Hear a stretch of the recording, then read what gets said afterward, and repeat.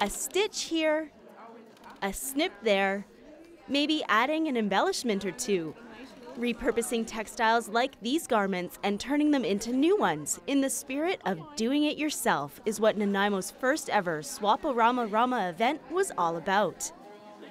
Coined as the ultimate clothing swap and workshop, Swap-O-Rama-Rama events have taken place in over 100 cities throughout the world, providing a creative space to socialize and to try something new, all for a cause.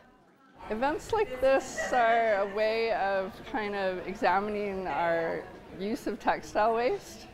Like, in our culture, we tend to look at clothes as really disposable, but there's a really huge maker movement going on all around the world, but it's really strong in the US and more urban areas of Canada. Part of it is necessity, and part of it is reclaiming what we used to do. We all used to be makers. We all used to make our clothes. We all used to make our food. They were real food, real clothes. We all used to garden, and people are reclaiming that. And you want it to be kind of fitted, like a fitted style through your waist and into the hips.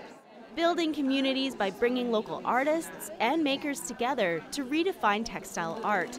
Swap-O-Rama-Rama events embrace and encourage creators of all ages to discover or rediscover the excitement of making things by hand. Very nice. Bringing people together in a creative environment like this is a really great way to break down people's ideas that, oh, I can't do that. When they see the enthusiasm of our artists and makers here, and they see how simple some of the techniques are, and try it themselves, they're like, wow, this is incredible, I want to do this more. I'm at home all the time adjusting my clothes, and some are complete failures, my projects, but others sort of work out. So it's sort of like an affirmation or something. And it's great to just be out here with a bunch of women and, you know, pulling through clothes and saying, how's this look? Part of the philosophy behind Swap-O-Rama-Rama is to break the isolation of shopping. Having no mirrors, makers are encouraged to interact with one another. When you want to choose a piece of clothing, you put it on and you kind of have to turn to the person beside you and say, hey, does this look good on me? And it breaks the ice and it makes conversations start up and people develop, you know, new bonds, new friends, and new skills at the same time. Skills such as felting, beading, stitching, and sewing that seem less common today. Even when I was young, like, it was still pretty common to learn how to operate a sewing machine.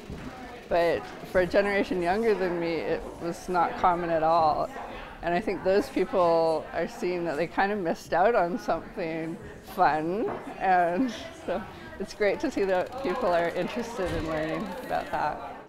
It's part necessity, but as people are doing it, they're really getting excited. There's something about not throwing something out and using it as something else. That's a creative process in itself. I've put the zipper of the sweater up the back, and I've got applique showing on the back, and the sleeves I've pinned closed. So they're going to be cut off, and I'll be making a seam there. So much more than just a clothing swap, Swap-O-Rama-Rama Nanaimo is looking to host 2 events per year, as well as forging stronger bonds with textile artists and local guilds in the community. In Nanaimo, I'm Jocelyn Matui.